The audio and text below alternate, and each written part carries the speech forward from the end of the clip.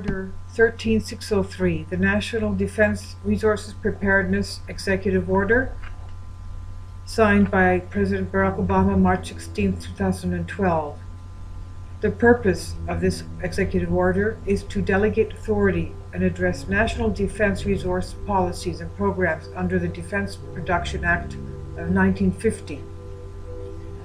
The Executive Order 13603 provides a framework and authority for the allocation or appropriation of resources, materials, and services to promote national defense. Contrary to a few initial claims otherwise, the order appears to update long-existing directives that have been issued as far back as the Truman administration and makes no claim to allowing the federal government to confiscate private property or declare martial law.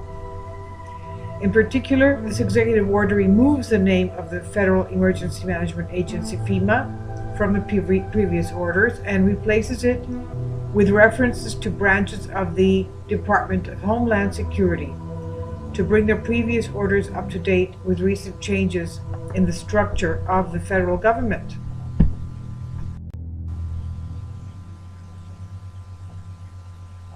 Powerful words of the U.S. Supreme Court Justice Antonin Scalia, in his address to law students at the University of Hawaii, said, "Don't fool yourself into believing the Supreme Court will never again allow a wartime violation of civil rights like it did in allowing internment camps for Japanese Americans during World War II. Governments have often displayed the true nature when times of war loomed on the horizon, and today is no different. We too are on the brink of major events. World War III is literally seconds away, and talks of civil uprisings abound, both of which could potentially lead to another phase of internment labor camps roundups here in America. Once bright and shining in her youth, truly a land of the free and home of the brave, today's mature America still stands straight but is slightly tarnished with tears in her eyes as she looks at a fast approaching future as land of the enslaved and home of the indentured. Operation Garden Plot was a strategy developed by the U.S. Army and National Guard to respond to any domestic civil disturbance by allowing the federal military to assist the state and local governments. In other words, it's an orderly takeover of the state and local governments by the federal military if deemed necessary." And the National Defense Resource Preparedness 1363. President Obama has signed more executive orders than any other president that has taken office, and one in particular stands far out above the rest. It's 13603, known as the National Defense Resource Preparedness, signed in 2012. Section 502 of that order says, "Consultants, the head of each agency otherwise delegates the functions under the order is delegated the authority of the President under Section 710 and of Act 50 U.S.C. to employ persons of outstanding experience and ability without compensation, and to employ experts, consultants, organizations. The authority delegated by this section may not be redelegated." So Obama from this says that he can force people to assigned labor without being paid.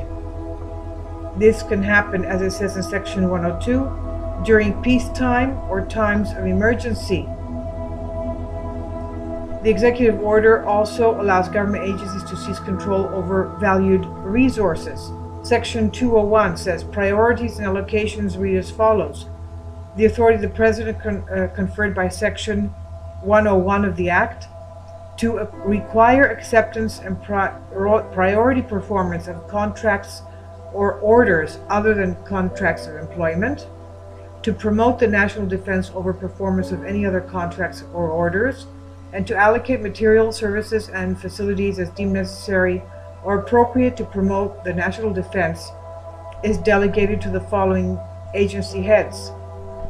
Secretary of Agriculture with respect to food resources, food resource facilities, livestock resources, veterinary resources, plant health resources, and domestic distribution of farm equipment and commercial fertilizer.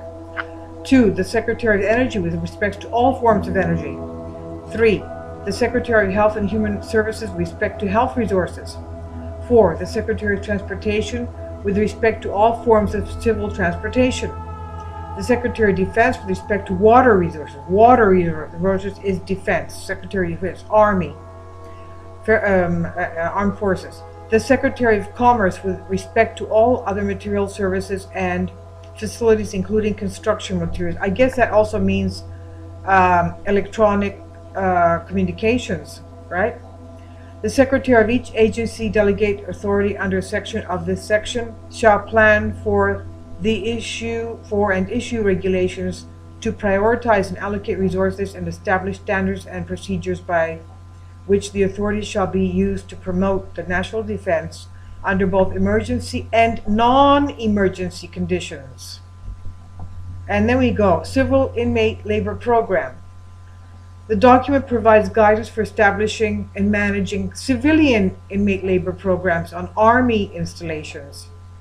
It establishes prison camps on Army installations and further addresses record keeping and reporting incidents related to the civilian inmate labor program and or prison camp administration.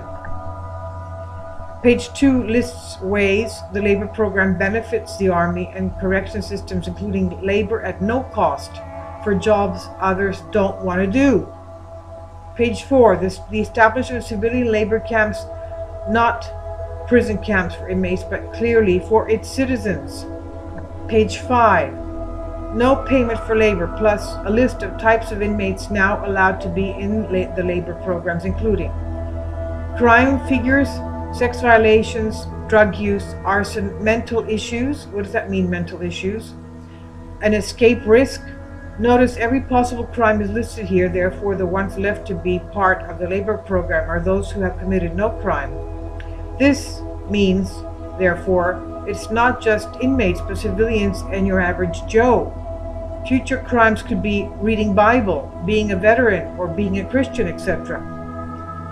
Page 7, inmates can't use phone, computer, etc. Army personnel who are heading up and guarding the inmates will be trained and indoctrinated. Page 8, quote, these prison camps will house minimum and low security inmates as determined by the correctional systems.